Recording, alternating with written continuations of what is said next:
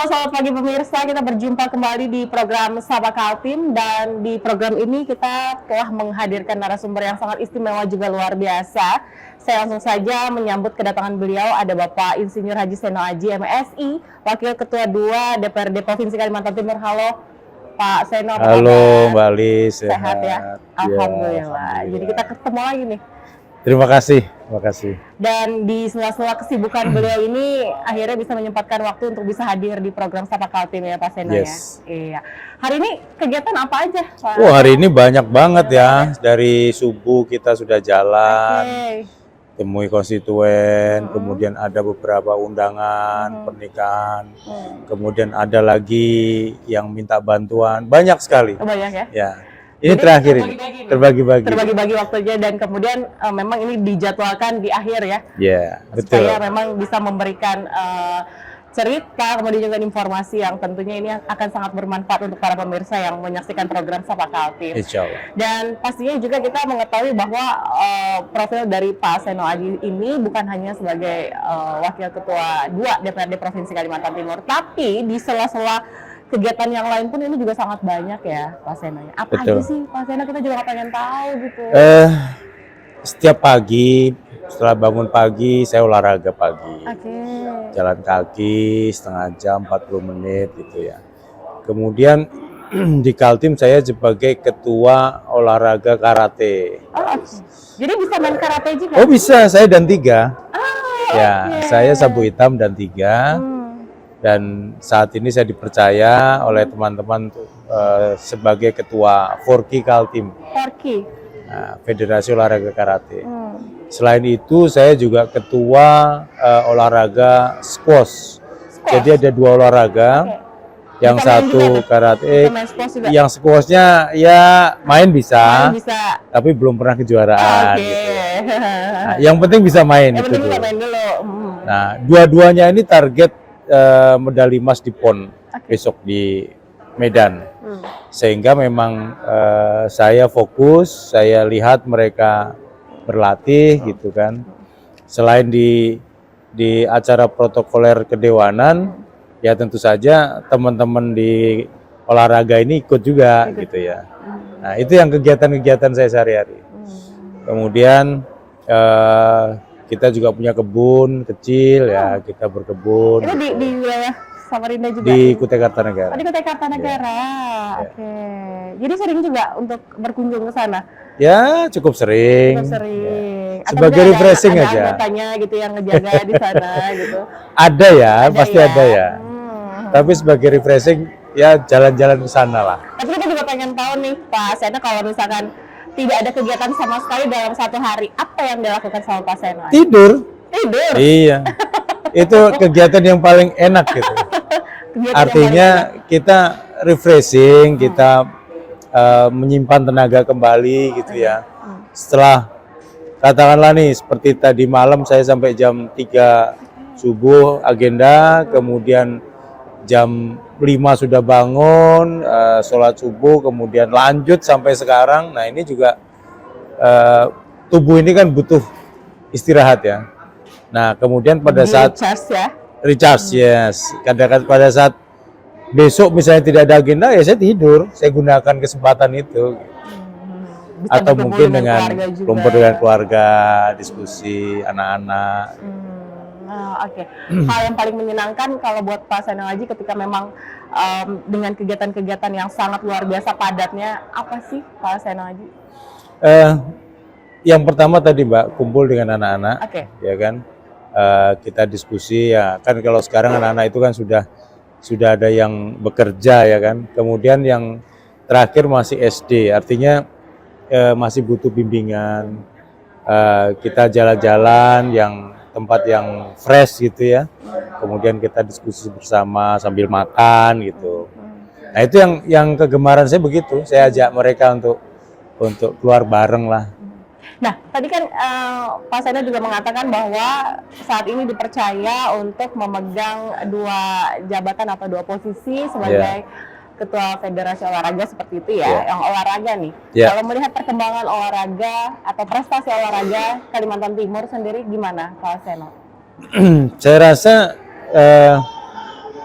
sejak PON di Kaltim tahun 2008 kita belum bisa menduduki posisi 3 besar.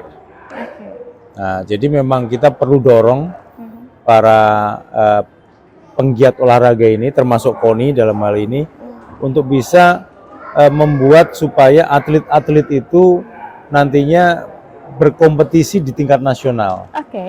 Nah, jadi kita punya harapan besar, tidak hanya bonus yang besar, tapi juga bagaimana mereka mengembangkan ilmu olahraga itu baik tingkat nasional maupun internasional. Nah, ini yang belum berjalan dengan baik. Jadi kita belum banyak jadi mengirimkan. Harus ada upaya-upaya yang kemudian dilakukan oleh. Harus dong, harus. Kita perlu mengirimkan atlet ke luar negeri. Supaya apa? Supaya mereka terbiasa bertanding, biasa menghadapi lawan yang dari luar, sehingga pada saat mereka berkompetisi di dalam, mereka sudah bisa, sudah mampu gitu, tidak grogi kan gitu. Nah, ini yang harus kita perbanyak untuk olahraga kita. Jadi artinya banyak latihan-latihan juga, kemudian juga mental mereka pun juga harus dibina secara kuat ya, agar mereka juga mampu untuk melaksanakan tanggung jawabnya dengan baik. Betul.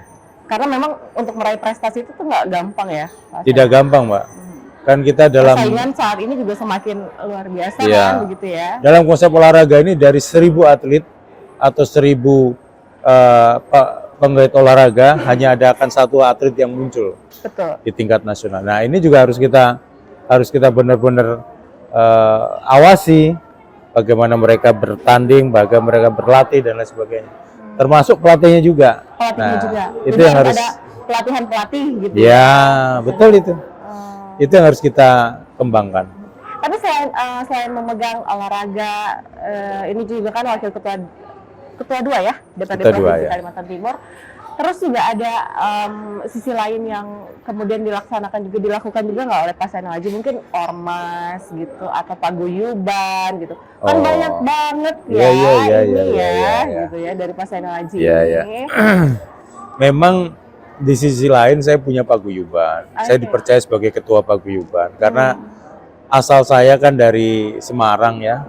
Walaupun ibu ada keturunan Kutai tapi bapak dari Semarang. Nah, kemudian saya dipercaya sebagai ketua paguyuban Semarang. Ketua paguyuban Semarang. Ya. Itu namanya Pak Semar di bawah dari Kapakarti ya. Nah, sehingga saya di Kapakarti juga sebagai wakil ketua di Kapakarti di Kapakarti Provinsi. Nah, itu untuk silaturahmi teman-teman itu cukup bagus. Kita banyak ketemu dengan orang-orang baru gitu kan. Banyak pendatang-pendatang dari Jawa, dari Jawa Timur, Jawa Tengah, Jawa Barat. Nah, ini yang kita sering sekali berdiskusi. Diskusinya tidak hanya untuk ngobrol santai tidak, tapi juga diskusi serius. Bagaimana mengembangkan budaya Jawa di Kalimantan Timur misalnya. Kemudian bagaimana mengembangkan perekonomian kerakyatan. Kita kan banyak teman-teman atau saudara-saudara transmigran di sini. Nah, itu bagaimana kita kembangkan ekonomi mereka. Jadi sampai ke situ. Nah, ini ternyata menarik kita berinteraksi dengan mereka ya paguyuban. Kemudian setelah yang menariknya apa sesi diskusi itu?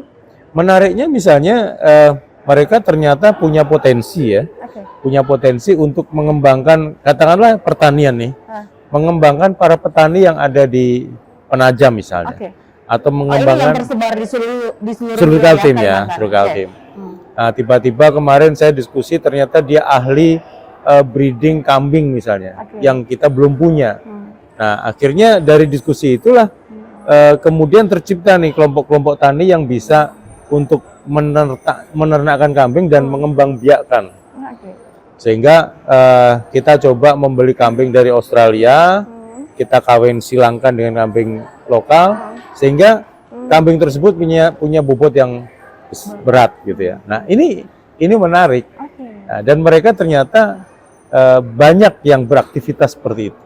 di Jadi lapangan. dari sesi diskusi, materi itu kemudian menciptakan sebuah peluang. Benar kerja sekali. juga. Peluang kerja, kemudian peluang harapan hidup, peluang usaha gitu ya. Itu yang menarik sebenarnya. Jadi banyak banget ya kegiatan yang dilakukan oleh Pak Seno Aji ini, bukan hanya sebagai Wakil Ketua 2 DPRD Provinsi Kalimantan Timur, tetapi itu juga mulai dari cabang olahraga pun juga dipercaya untuk mengemban amanah sebagai ketua ini ya, perhimpunan atau olahraga seperti itu, dan juga paguyuban. Dan ini semua terlaksana dengan tanggung jawabnya yang baik begitu. Amin. Sampai akhirnya kemudian banyak yang dirasakan manfaatnya oleh mereka-mereka semua. Dan pastinya juga ada upaya-upaya yang kemudian dilakukan oleh Pak Seno Aji untuk bisa meningkatkan prestasi, terutama tadi di bidang olahraga. Betul. Dan tadi juga untuk paguyuban tadi, dari sesi-sesi diskusi bersama mereka juga bisa menghasilkan atau menciptakan peluang-peluang kerja, kemudian juga meningkatkan ekonomi kerakyatan yang harus dilakukan oleh para pendatang yang ada di Kalimantan Timur. Gitu ya, Pak Seno. Benar sekali Mbak Lis. Ya, oke. Tapi ya semua itu bisa dilaksanakan dengan tanggung jawab yang luar biasa ya Pak Seno Aji ya. Bisa membagi waktunya itu loh yang harus kita apresiasi. Insyaallah, ya kan? Bukan hanya sebagai wakil rakyat aja gitu. Tapi juga di luar sana bisa kembali dengan rakyat itu kan satu hal yang luar biasa juga ya. Benar, benar. Nanti kita lanjutkan lagi di segmen kedua ya Pak Seno. Tapi di segmen kedua kita bukan bicara tentang profilnya Pak Seno, tapi kita lebih kepada mungkin tanggapan Pak Seno untuk IKN ini. Ya. Baik. Oke, kita akan kembali usai jeda berikut.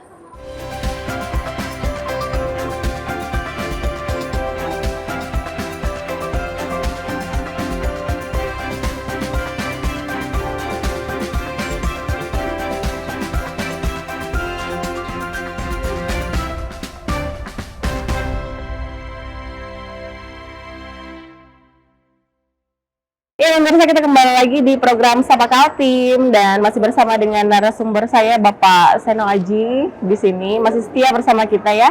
Dan pastinya untuk di segmen kedua ini ya seperti tadi yang saya katakan bahwasanya kita bukan bicara lagi tentang profilnya Pak Seno Aji, karena siapa sih yang kenal sama Pak Seno Aji, ya kan? Tapi di segmen kedua ini kita lebih kepada pembahasannya tentang IKN. Karena kita tahu untuk pembangunan IKN saat ini terus berjalan infrastruktur di sana, dan tentunya dalam rangka menyambut kehadiran IKN ini memang antusiasme dari warga ini kan sangat luar biasa juga ya, Pak Seno ya. Kita juga harus mengajak masyarakat Kalimantan Timur untuk berbondong-bondong bisa bekerja sama dalam rangka kita bisa menerima kehadiran IKN ini dengan positif gitu. Bahwasanya memang ada sisi positif, ada sisi negatif. Tapi untuk menangkal itu semua ya memang ini di sini perlu kehadiran dari pemerintah ataupun juga mungkin di sini wakil rakyatnya. Kalau menurut Pak Seno Aji, dengan adanya IKN di Kalimantan Timur yang kemudian Kalimantan Timur ini, terutama di Penajam Pasir Utara yang terpilih menjadi ibu kota negara Nusantara oleh Presiden Republik Indonesia, apa sih gitu dari Pak Seno Aji sendiri? Hadirnya IKN di Kalimantan Timur ini memang sampai saat ini ya, ini dampaknya sudah cukup signifikan. Ini baru permulaan, artinya. Tapi yang terasa dampak signifikan itu yang mana? Dampak ekonomi kerakyatan, ya.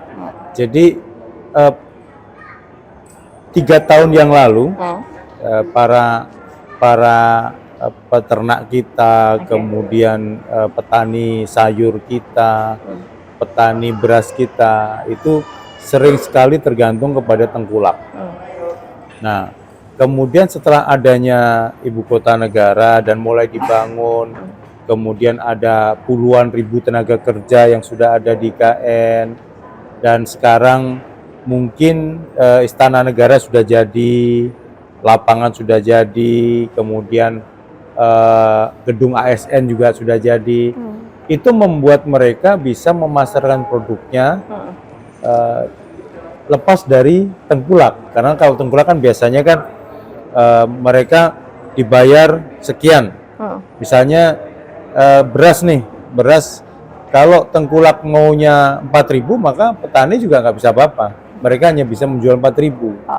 Nah, sekarang ini harga beras di Kaltim itu sekarang sudah bertahan di angka 9.000, 10.000. bahkan ada yang 11.000 begitu ya. Artinya mereka bisa memilih pasarnya dengan adanya ibu kota negara. Kebutuhan beras di sana sangat besar. Kemudian kebutuhan sayur juga sangat besar. Nah, ini akhirnya dampak pembangunan ya. Ini kita belum merasakan dampak nantinya pada saat mereka sudah bertugas, baru pembangunan ini. Ini sudah baru pembangunan saja itu sudah terasa dampaknya. Betul. Apalagi nanti ketika memang para ASN berpindah. Betul sekali. Tapi apakah mungkin perpindahan itu terjadi, Pak Seno Aji? Sangat mungkin, Mbak. Minggu yang lalu kita rapat dengan Kementerian Pan-RB. Oke. Nah, Kementerian Pan-RB saat ini sedang memproses 100.000 PNS baru. Oke. Yang nantinya ditempatkan di ibu kota negara. Dari 100.000 PNS baru ini 10%-nya adalah tenaga kerja lokal kita dari Kaltim. Artinya tenaga kerja lokal di Kalimantan Timur juga berkesempatan untuk ada di sana. Oke. Gitu, Mbak. Jangan sampai ada ketimpangan ya. Betul sekali. Karena kita harapkan kan memang seharusnya yang didahulukan adalah dari warga lokal sendiri Kalimantan Timur kan, begitu ya. Jangan sampai yang di luar Kaltim itu jauh lebih banyak mendudukinya daripada warga lokal Kaltim. Betul, Pak. Setuju nggak sih, Pak? Setuju banget. Memang tujuan kita dengan adanya ibu kota negara ini, kita ingin adik-adik kita atau anak-anak kita bisa bekerja di sana sebagai ASN, sebagai pengusaha dan lain sebagainya. Nah, ini yang makanya Dinas Tenaga Kerja Kaltim itu memberikan sertifikasi kepada anak-anak kita yang berasal dari Kaltim untuk dibekali, dididik supaya mereka bisa bekerja di ibu kota negara. Karena sumber daya manusia yang ada di Kalimantan Timur juga kan nggak kalah jauh lah ya. Betul. Potensinya dengan yang ada di luar Kalimantan Timur. Betul. Apalagi kalau kita bicara tentang sumber daya alamnya. Ya. Sumber daya alam Kalimantan Timur ini kan, kita tahu sendiri ya, kan Pak Seno ya. Gitu. Sumber daya alam, Kaltim ini kan luasannya kan 13 juta hektar. 13 juta hektar, 9 juta hektarnya adalah hutan. Kemudian 0,3 jutanya itu lahan gambut. Baru sisanya itu daratan dan cukup luas. Dengan 2 juta lebih ya, yang lahan bisa digarap itu sangat luar biasa. Sekarang diambil oleh ibu kota negara seluas 250.000 hektar atau 1/4 juta hektar. Nggak ada apa-apanya itu. Tetap aja Kaltim masih lebih luas. Nah, inilah sumber daya alam yang ada di Kaltim bisa menjadi pemasukan nantinya supaya Kaltim ini bisa lebih maju dari yang sekarang. Dengan adanya sumber daya alam ini, kita bisa berkolaborasi dengan ibu kota negara. Nah, nanti karena ibu kota dekat di sini, maka akan pengusaha luar akan memiliki kantor di Kalimantan Timur. Tidak harus ke Jakarta, tidak harus ke Singapura, maka mereka akan berkantor di ibu kota negara. Karena IKN ini kan ada ring 3 yang untuk sebagai area industri. Nah, mereka akan berkantor di sana dekat dengan sumber daya alam yang ada di Kaltim. Sumber daya alam kan tidak hanya termasuk misalnya bukan saja kayak batu bara gitu ya, tapi kita juga berbicara misalnya ketahanan pangan yang kemudian juga untuk meningkatkan ekonomi kerakyatan juga, perekonomian yang ada di IKN. Gimana kalau menurut Pak Seno? Kita sedang berusaha untuk mengembangkan potensi pertanian jagung. Oke. Jadi saat ini sudah ada ini progres yang harus dijalankan? Yang sekarang sudah ada dan nantinya akan lebih besar gitu ya. Sekarang ini kita sedang membuat demplot 2.000 hektar untuk lahan petani jagung dan kita akan meminta investor. Kita sudah diskusi dengan investor tersebut supaya membangun pabrik pakan. Nah, pabrik pakan ini bisa pakan ternak maupun pakan ayam di Kalimantan Timur. Nah, dengan adanya pabrik tersebut, maka para petani di daerah mana? Tepatnya di daerah Batuah, Mbak. Batuah ya. Daerah Batuah. Kemudian kita kerjasama juga dengan Pokpan dari Thailand gitu ya, supaya mereka bisa membangun pabrik pakan ini. Kalau yang sekarang ada itu namanya Java. Nah, kemudian ada satu lagi nanti dari investor dari Thailand namanya Pokman. Nah, mereka lah yang akan menyerap para petani jagung ini. Menyerap hasilnya, kemudian mereka memiliki harga yang stabil. Dan para petani jagung tentu saja akan semakin banyak mengembangkan lahannya karena ternyata jagung ini terserap. Nah, ini salah satu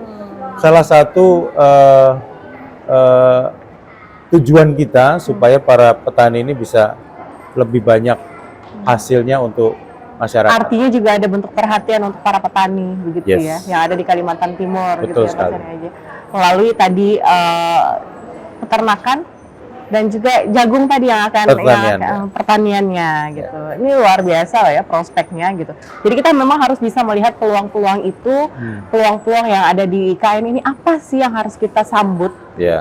Jangan sampai kita ini hanya menerima IKN yang ada di Kalimantan Timur, tapi kita tidak bisa berbuat apa-apa. Benar sekali. Iya kan? Betul sekali. Karena memang harus ada yang dilakukan dan kemudian dari yang kita lakukan itu kemudian menghasilkan. Betul sekali. Gitu.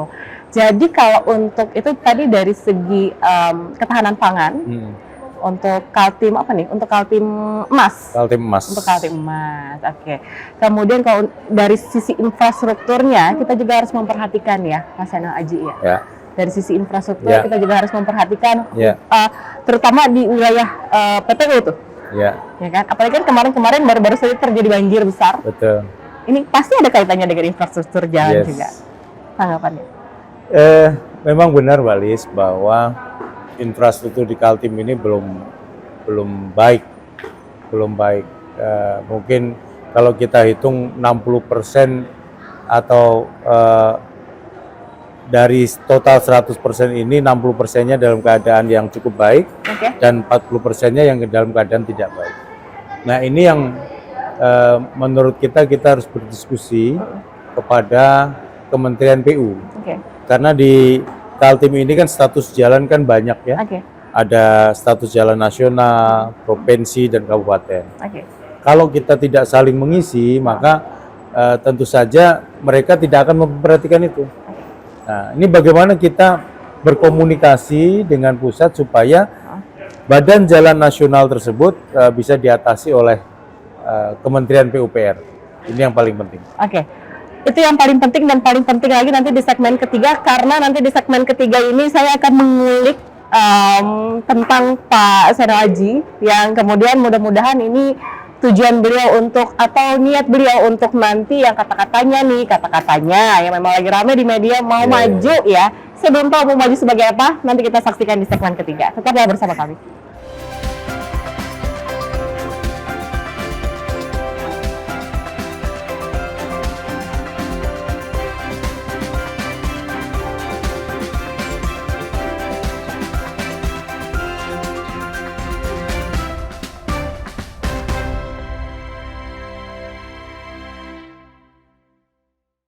Oke pemirsa, nggak terasa kita udah di segmen ketiga, ini segmen terakhir ya di program Sapa Kaltim.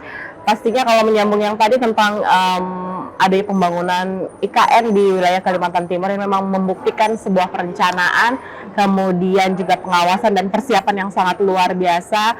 Dan yang perlu diperhatikan juga tadi seperti yang dikatakan oleh Pak Seno Aji adalah tentang infrastruktur, pembangunan infrastruktur yang memang di Kaltim ini prosentasenya 60 kondisi baik dan kemudian 40%-nya kondisinya tidak baik atau kurang sehat gitu ya.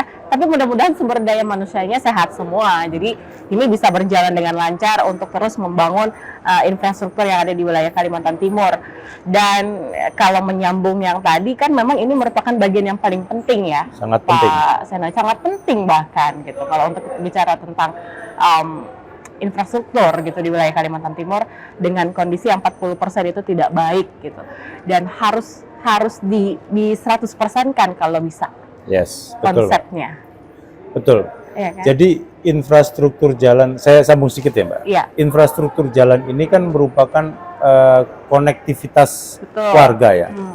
Baik itu warga yang akan berkunjung maupun industri. Nah, bagaimana industri kita bisa terserap kalau jalannya tidak ada? Betul. Nah, saya setuju tuh. Ya kan? Misalnya begini ya. teman-teman di Kutai Barat Oke. akan memperdagangkan dagangan mereka ke Samarinda. Mhm. Dulu tahun 2003 Mhm. itu saya berangkat dari Samarinda ke Kutai Barat itu hanya butuh waktu 6-7 jam. Mhm. Nah, itu tahun segitu ya. Mhm. Nah, tapi sekarang kita coba lihat kalau kita lewat jalur utama kita butuh waktu 12-13 jam. Oke. Artinya Kayak kita mau keluar provinsi aja ya, Mas Yono ya. Lamanya. mungkin daripada ke Banjar lebih jauh ke Mau Kutai Barat. Melak kali ya. Nah, ini yang harus kita benar-benar perhatikan. Oke. Kita diskusi setiap tahun dengan kementerian. Hmm. Kita hitung berapa jumlah jalan mereka dan apa yang akan mereka lakukan. Mhm. Kita harus terbuka Mhm. supaya apa? Pada saat misalnya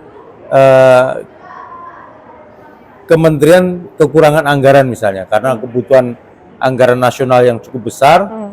kurang anggaran sehingga kita bisa intervensi melalui dana provinsi. Oke. Nah, kita bisa intervensi perbaikan-perbaikannya. Kalau memang belum bisa kita kita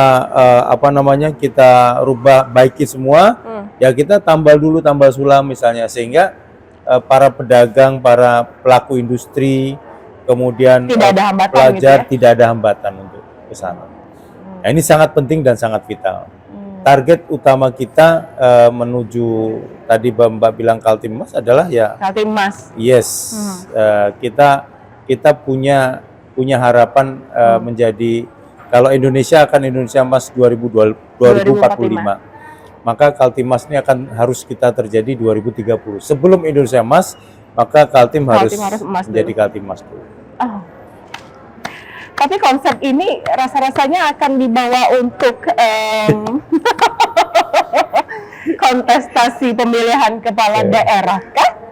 Atau ini hanya sekedar masukan bagi pemerintah atau memang ini gagasan yang kemudian akan dibawa ke jalur sana? Ya. Jadi gini, selama saya 5 tahun di DPRD kan saya sudah melihat banyak ya tentang Kalimantan Timur, bagaimana Kutai Kartanegara, bagaimana Bero dan lain sebagainya. Memang dari situlah saya memiliki kesempatan untuk mencoba ikut memperbaiki dan ikut meningkatkan. Oke. Nah, yang dikatakan Mbak Lis tadi benar.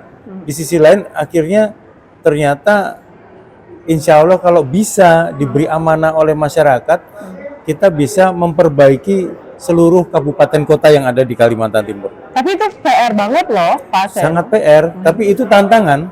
Alokasikan untuk ini. Saya untuk itu, sangat yakin itu bisa dilakukan. Oke. Kita pernah melihat adanya musibah banjir di Sepaku kemarin misalnya. Iya. Nah, ini kan juga akibat dari gorong-gorong yang tidak baik.